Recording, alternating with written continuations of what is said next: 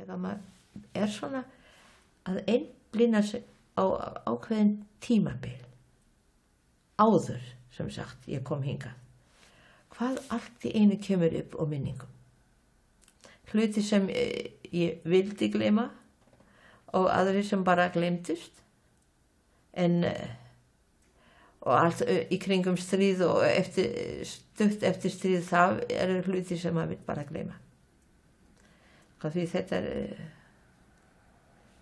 sérstaklega þegar ég var lítil hvað þetta hefur angrað mig oft. Og þegar bara allt þetta uppgötvast hana með þetta sem þjóðin minn hefur gert öðru fólki, þá var ég reið.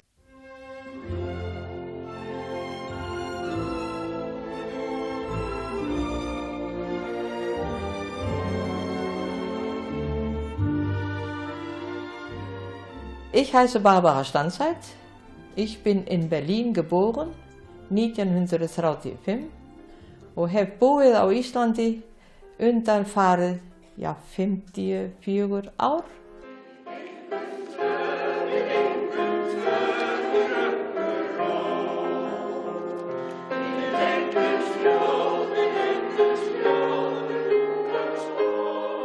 Að alast upp í Berlín á þeim tíma sem ég fæddist var alveg dásamlegt.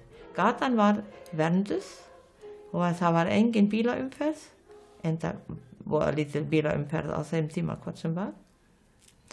Og það var fullt af krökkum. Það var náttúrulega þessum tíma að Hitler vildi að það ætti nóga mikið af fóður í sína byssur. Konurnar áttu að vera frjósamar og eiga mikið af börnum. Ég man mjög vel eftir deginum þegar stríðið braust út. Þá vorum við Eystrarsalt í sumarfrí og þá bara hann móðurbróðir minn að kalla á mig og segir ég verð að segja þér mjög sorglega fréttir. Nú, ég held ég fekk ekki ís á kvöldinu eða eitthvað svona, nei. Hann segir það komin stríð. Stríð. Maður bara, þá var ég var 4 ára. Og aldrei heyrt þetta orð, stríð. Hvernig það? Já, þegar fólk skýtur hvort annað. Já, og þá bara fundum við ekkert fyrir því fyrst, í Berlín, en það var 41 sem fyrstu sprengjurnar, þannig duttu við, eða það bil, og þá fluttum við til Posen. Pappi fekk þarna góða vinnu, og við vorum þangað til 45, þegar við þurftum að yfirgefa staðinn. Við sáum orðin frontið, eða það sem var að berjast langt í austur.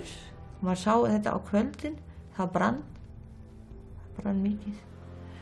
Og móðir mín hafði mikla áhyggjur. Við vorum 3 og hún gekk með 4. barni og talaði við konuna sem var á vegum eftirlit með verðandi mæðrum. Og átti nú alltaf að vera svona eins og hjálp í viðlögum ef eitthvað Og hún sagði við mömmu, þið mér fyrstu sem við munum senda vestur yfir, þannig að kona með 3 börn og ólétt það gengur fyrir. Og mútta kom heim og saumaði bakpoka. Fyrir hvern okkur bakpoka eftir stærð. Svo fórum við að setja í þessa bakpoka og hún setti í sinn bakpoka bara ýmislegt til þess að borða og nærföt til þess að skipta á. Já, en hún var með smjör og brauð og þá fór hann að næsta dag, það var 20. janúar, þá fór hún aftur til þessara konu og spurði eftir henni og þá var henni sagt, hún fór í gærkvöldi.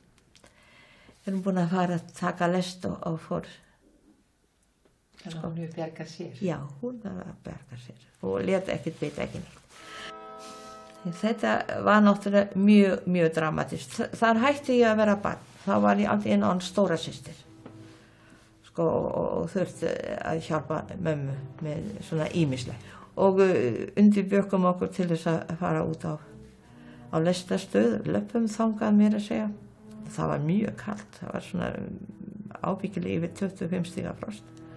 Þegar við löpum að stað komum þá að lestastöðinni og það var náttúrulega mörg þúsund manna lið sem hafði allir sama stefnu, allt vestu, og við fundum ekki lestina sem myndi fara til afa og ömmu.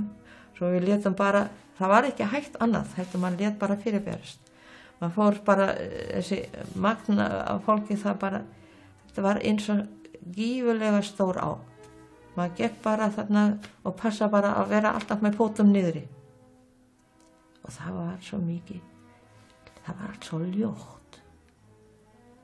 Það heyrðist ekki mikið, bara stundum heyrir maður barn gráta. Og ef ég reyni að munna þetta sko, þá var hvað þetta var hljótt. Og það var, og samt einhver svona svaka bassi undirtónn, sko bara, það ómögulegt að útskýra þetta. Svo kom voðalega hress ung kona og spurði hann múttu hvort hún mætti ekki hjálpa henni með ferðartöskuna.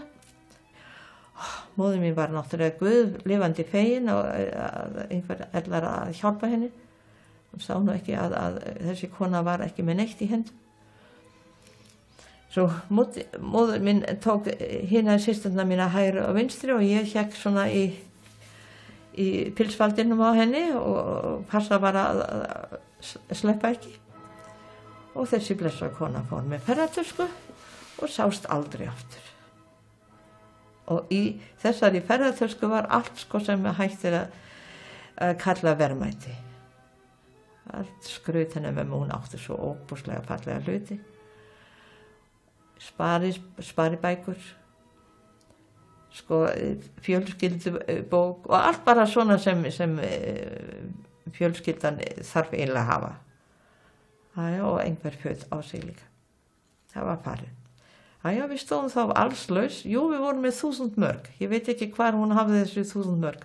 Og á þessum 1000 mörgum lifðum við næstu 2 ár. Já. Þetta var dálítið dramatist. Og líka þá ýtti fólkið okkur, eða bara þessi straumur ýtti okkur inn í eina lest. Og maður spurði ekki hvert hún fer og svona. En það var engin hægt að spyrja. Það var ekki nokkur manneskja, bara flotta fólk. Og svo vorum við alla nóttina á fartinni og stoppum stundum og mann var orðinn ofboðslega þyrstur og ég vildi náttúrulega alltaf fara út því það svo margar dælur á hverju lestastöðinni. Mér var bannað það, mátti það ekki. Hinar stelpurnar og skelgaðar að þær bara vildi vera ekki að mömmu. Og því það hefur gerst að fólk fór út á stöðuna og svo fór lestin allt inn á stað og fólk var aðskilið. Og við vorum svo heppin, við komumst öll 4 eða allar 4 á áfangastað. Og það var einhver stað suður við Berlín. Við vorum þá bara meira en sólarhring á fartinni. Og þá var okkur dreift á umliggjandi bóndabíli og það var maður nú ekki vel tekin á móti okkur. Helvítis pakka austan. Allar með flær og allar með höfuðlús en mikið vorum við nú fegin þegar við gátum yfirgefið bóndabíli. Og við gátum þá farið til þetta sem heitir Lübben og suður frá Berlín alveg ofboðslega yndisleg svæði þar. Og þeir hafa tekið betur á móti ykkur? Já, þá fengum við bara hjá tannlækni. Hann hafði sko svona gott hjarta fyrir þessar 3 umkomulausa stelpur og konur hábóm að við fengum að vera þannig upp undir þakinu. Það vorum við sko þangað til móðir mín náði samband við frængur sína og við hittumst allir þar. Pabbi minn hittist þar, afa og amma komu þannig gangandi að austan og við 4 komum þangað líka. Þannig að var pabbiðinn, hann var í fangelsi á meðan að þið eruð á flóttanum? Já, við vissum bara ekkert hann þá. Nei, þá var hann bara sko að berjast við, og hann var í Rúmeníu og hann var ekkert að berjast við nýtt, hann hefur alltaf þótt svo gaman að keyra. og hann var í þeim flokki hermanna sem voru að koma með vistir til hermanna, fór alltaf á milli og það var nú vist ekkit sko svona hættulaust það voru alltaf gert sko árásir sko bara úr lofti. En hann lenti svo í fangelsi? Já, pabbi var hann eitthvað í fangelsi í 1,5 ár. Og hvernig var þetta svo þegar þú hittir hann aftur? Já, þarna, þetta sko bara bent fyrir niðan kirkjuna, það bara kemur þessi skrýtni maður og að ávarpa mig og mér fannst það nú sko dálítið sebbi, svona þér að segja. Og þá segir þú bara, ég alltaf kallað Berbel, hana úti. Berbel, þekkir þú mig ekki? Mér fannst röddin nú eitthvað kunnuleg svo ég segi, ertu onkel hans? Og þeir voru alltaf dálítið líkir sko, elsti bróður mömmu og hann. Og þá fór hann að gráta.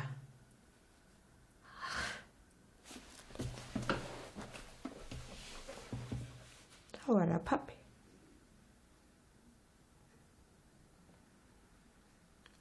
Og það næsta sem hann spurði, og 4. barnið komið? Já, sagði ég, sko, og það stelpa og heitir Dorothée. Þá grét hann ennþá mér. En hann fekk vinnu hjá henni frængu minni sem var með bókhald fyrir alla bændur hérna í kring, sem þýddi að allt innu sáum við aftur smjör og eitt egg. Og við fórum þá bara í skóla. Ég hef alltaf haft frábæra kennara í grunnskólanum. Þetta Fräulein Günther í Pósen til dæmis, hún hlýðið okkur alveg við á róður eða þess átta, nema 20. apríl, þegar hann Hilla átti afmæli. Þá þurftum við að standa með hendina uppreista, segi svona Heil Hitler, þetta sko, og þá þurftum við að syngja fyrst. Þýskaland yfir allt sko, og á eftir die Fahnen hoch, upp með fánan, Horst Wessel-Lied. Þau þurftum að syngja þetta. Og það var nógu erfitt með sko þýska lagi sko, þá fór maður að vera svona dálítið þreyttur. En maður mátti alls ekki styðja sig við þenn sem var á undan manni. Og það fannst mér bölva. Sko bara að maður verður svo þreyttur, haldur bara hendina upp sko í 2 lög og vera 7 og 8 ára. En var eitthvað talað hann heima hjá þér? Aldrei, nema ég veit bara að við þoldi hann ekki. Og þegar hann byrjaði að öskra og þá maður heyrði nú oft svona ræður og þetta var ekki fallegur málróma, allt þessi öskur, þá slökkt hann alltaf á útvarpinu. En hvernig birtist þetta ykkur þegar þú ert í skóla og svona þegar að syngja afmæli Hitlers? Já, mér fannst það asnalegt. En hins vegar var ég mjög hrifin af Hitlers æsku. Því það var svo flott. Það var fólk að syngja þjóðlög, það spila á gítar og það var farin upp í sveit, í búðir yfir sumarið og það var alveg æðislegt. Ég hlakkaði svo mikið til að vera 10 ára og komast í þessa búðir. Enda þegar móðir mín sagði mér þarna þegar ég var tæplega 10 ára að Hitler væri búinn að drepa sig, þá fór ég að gráta, ég grét alla nóttina. Nú kemst ég ekki í Hitlers æsku. Þeir voru svo flottir með svartri peysu, með grænu og rauðu og svona gildum nöppum. Þetta var flott. Já, þetta svona einlega með spekk, við segjum að þýsku með spekk, maður að veiða mís og svona voru að veiða sko þessa æsku. Með alls konar svona pýrum párum. Það leitast vel út. Já, þetta var mjög, mjög heillandi.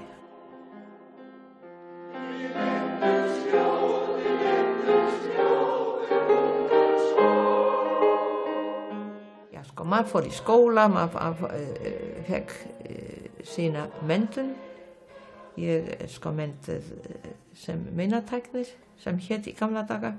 Vann hann á litlu sjúkrahúsi sem var svona á stærð við Landspítalann, hérna með svona mörg rúm og höfðu eina hjúkrunarkonu, svona eldri sem var þarna okkur innan handa Og eitt góðan veðurdag kemur með bók og segir sko, þú ert alltaf að tala þú ætla að fara til útlanda, þú ert án svo þreytt á okkur hérna.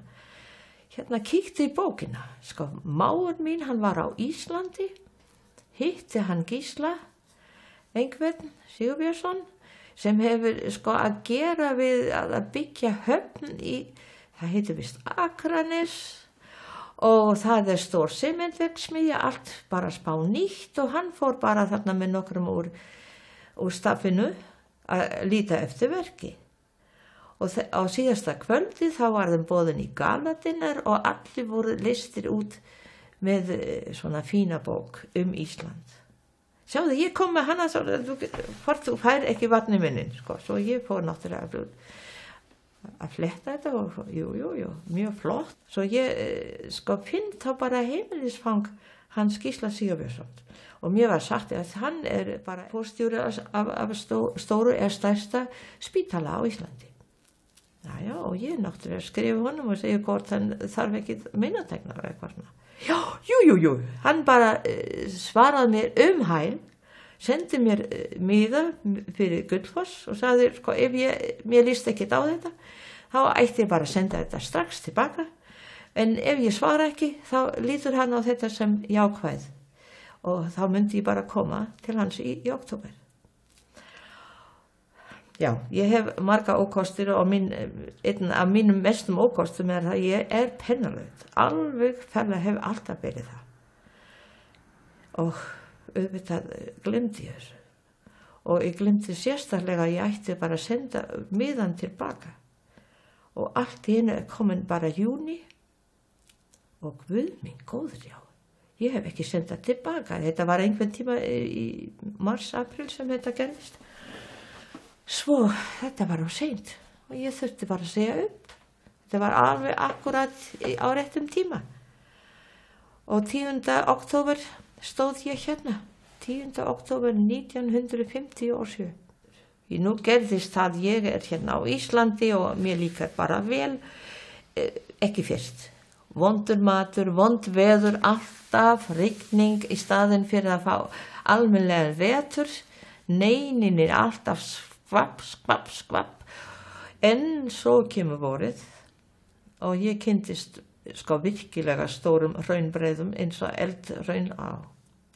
Hún stórkostleg. Það tók mig bara þetta hraun og svo aðeins lengra jökullinn, Vatnajökull og þá var mér öllu lokið, sko, ég var dolfallin og bergnumin og vildi sjá þetta aftur á sömurinn, fór í sumarfrí í kringum Ísland og áður fyrir þá fór ég bara alla helgi á eitthvað fjall hérna og kynntist þarna Íslandingum mjög vel og ekki bara Íslandingum, heldur íslensku líka.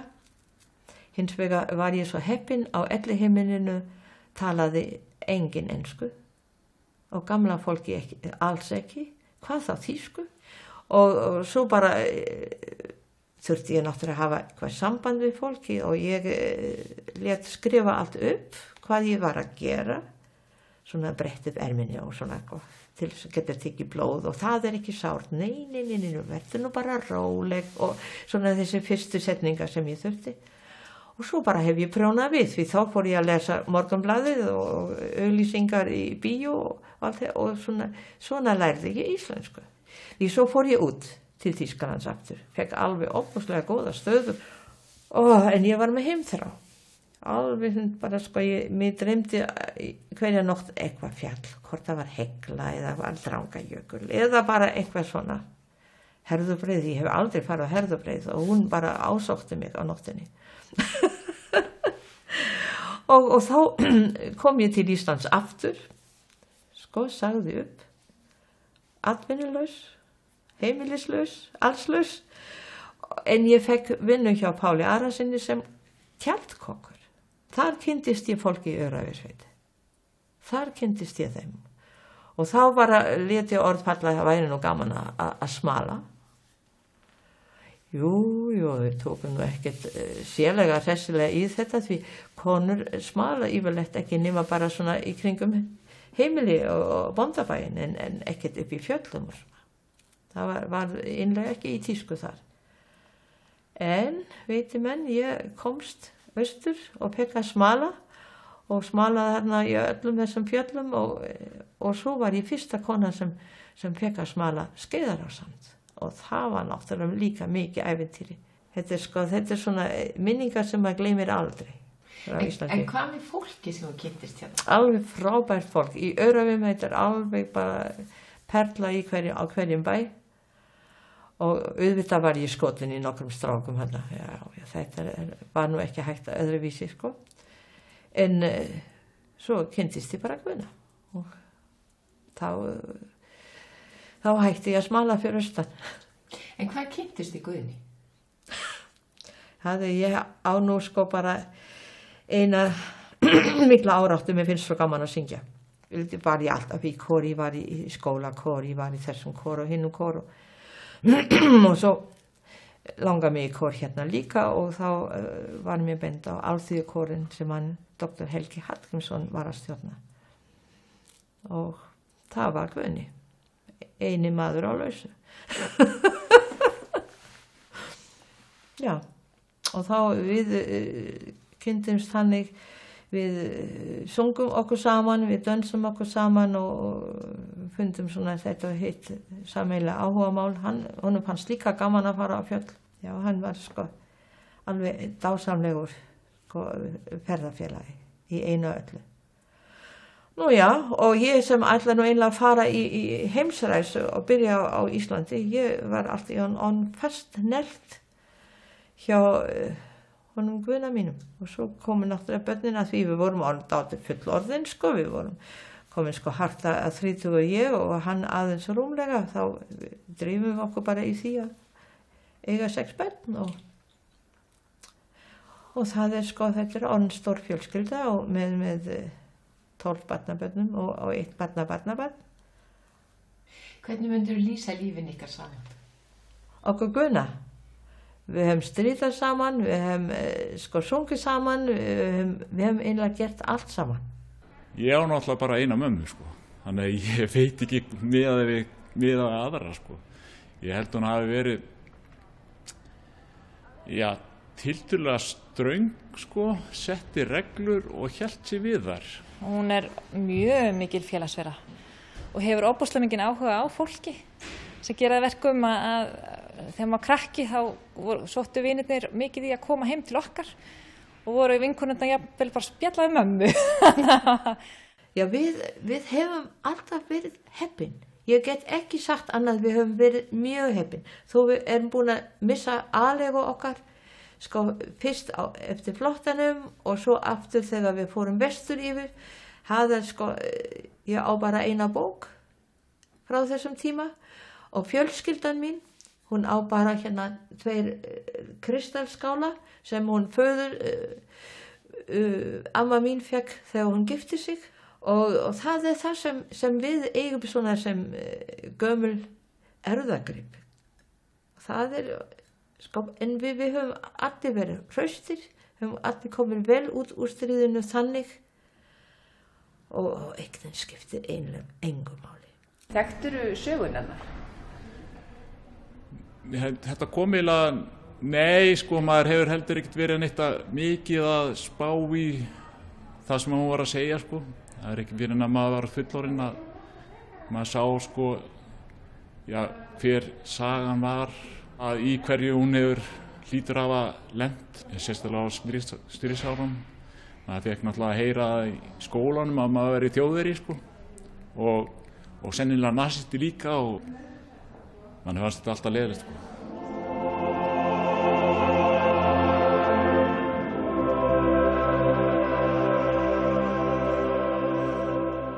Hvernig finnst þér að hafa mömmu út í sal á æfingu? Bara æðislegt. Það alltaf svo mikill stuðningur. Bara minn aðal, hvað maður segja, grúpja. Kemur á eiginlega alla flesta tónleika sem ég hef nokkuð tíma spilað.